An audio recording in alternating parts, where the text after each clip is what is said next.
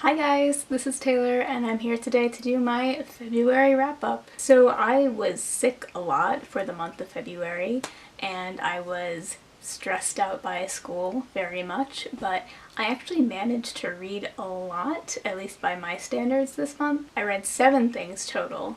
I think February actually would have been a month that I might have benefited from a mid-month wrap-up or splitting this into 2 parts, but that's not going to happen at this point, so I am going to try and run through everything that I read in February relatively quickly. The first thing I read in February was Juana the First by Anna Arzamanian. This is about Juana the First, who was known as the Mad Queen of Spain, and this is actually long-form poetry from her perspective about her life and her alleged madness. I would say that I enjoyed this and found it interesting.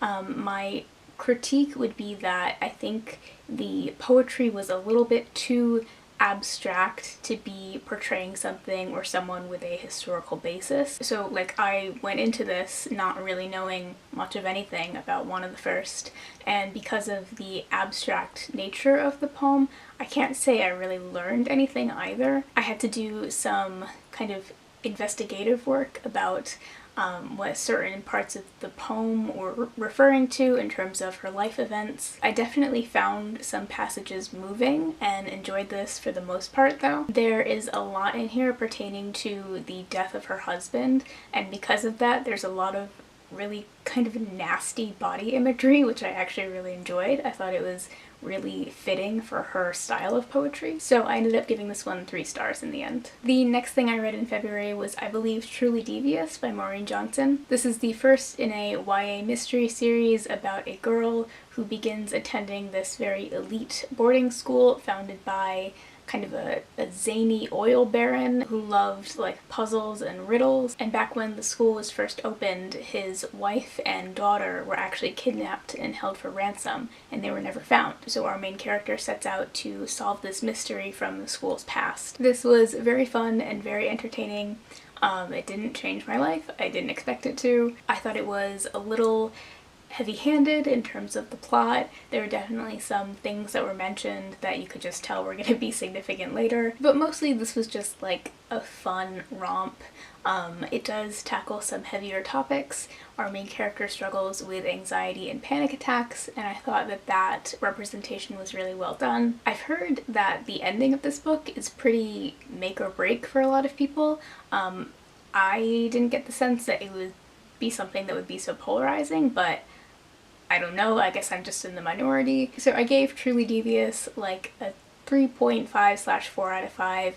It was super fun, and I'll definitely be picking up the next one in the series. So then I picked up Sassafras, Cypress, and Indigo by Ntozake Shange. This is about 3 sisters and their mother who raised them in Charleston, South Carolina. The 2 older sisters have moved out. One is a dancer in New York City, and the other one is a weaver in California, I think. And there's really not much plot beyond that. It's super character based. This was my first Ntozake Shange, and it was honestly really great. My favorite element was that there is just this light sprinkling of magical realism. I can't even really put my finger on any one event that is representative of the magical realism. It's just kind of present in the writing, and it's very whimsical. In the writing is also this incredible warmth throughout the whole thing.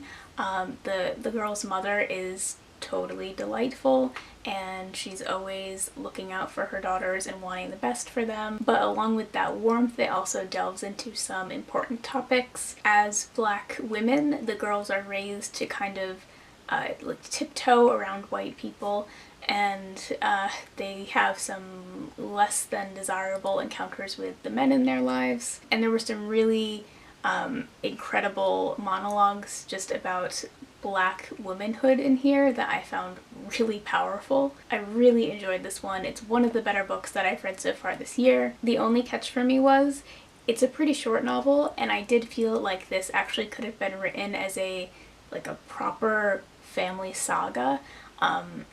It just felt like there was more to the story for a lot of these characters. I gave this one 4 stars. Next up, I finally got around to The Night Tiger by Young-shi Chu. This is a historical mystery set in the 1930s in Malaysia. We follow a young houseboy named Ren and a young woman named Jilin, whose lives become intertwined. They both kind of unknowingly end up investigating this series of deaths and strange occurrences happening in their area. There are rumors of a were-tiger, i.e. a man who, according to the local legend, will transform into a man-eating tiger at night. Of the 2 mystery novels that I read this month, did not plan that, this was the one that I did like a little bit less. My problem with this was just that it dragged. It felt super long-winded. I actually ended up switching to audio for this because I was just not getting through it at an acceptable pace. There is also a romance in here that is questionable at best. I'm really unsure of why the author wanted to make the love interest the person that they are. But on audio at least, it was decently entertaining. I didn't feel particularly transported or connected to what was going on, but it wasn't bad. In the end, I gave this one 3 stars.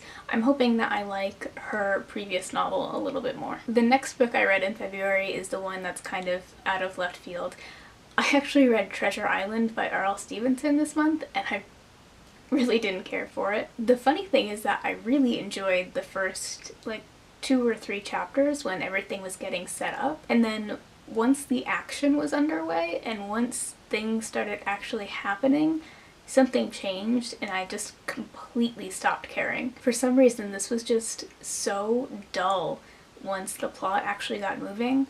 I had almost zero connection to anything happening plot-wise. I gave this one 2 stars because it did give us characters like Long John Silver, and basically every pirate stereotype is based off of this novel, but I just didn't really care for it at all, and I'll leave it there.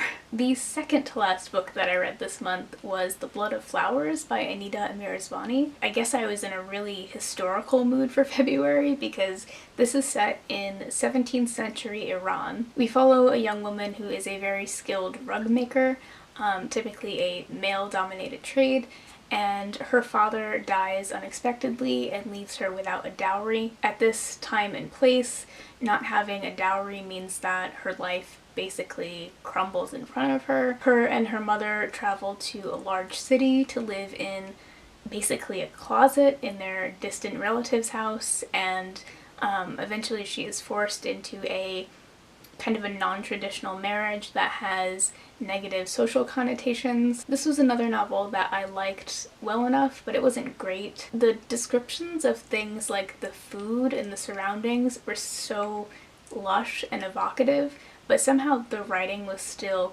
quite plain. I also, again, felt a little removed from the characters, and kind of given what happens to our main character throughout the course of the novel, you would think that the author could have squeezed a little bit more emotion out of me, but for the most part I enjoyed this one. I gave it 3 stars. And if you stuck around to the very end, you're in luck, because the best thing I read in February I read at the very end of the month.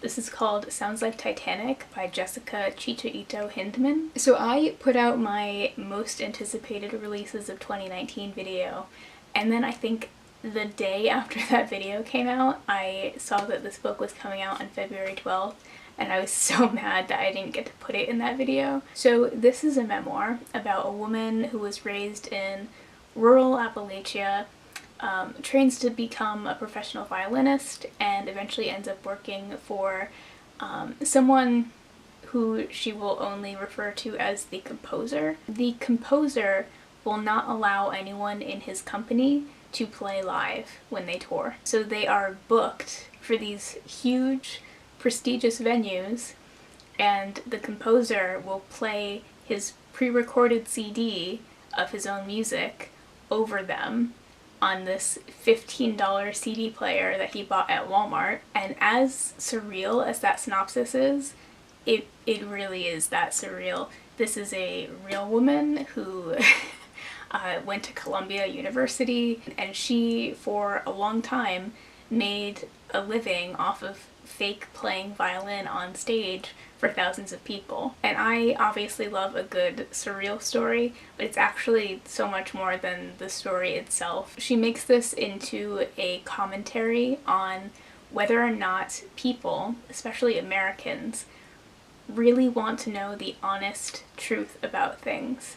And I think that aspect of it is incredibly well done. It's really what put this memoir over the top for me. There's also a lot of great stuff in here about growing up in the rural South, body image issues, being a woman with anxiety, and it's all so well done. I really recommend this one if it sounds interesting. It's definitely the best book I've read so far this year. I gave it like a 4.5 out of 5. So that was my February. I'm sure this video is really long. I'm sure I'm going to regret reading 7 books this month really soon. Definitely let me know how your reading month went, what was the best book you read in February, and thank you so much for watching. I hope to see you really soon. Bye!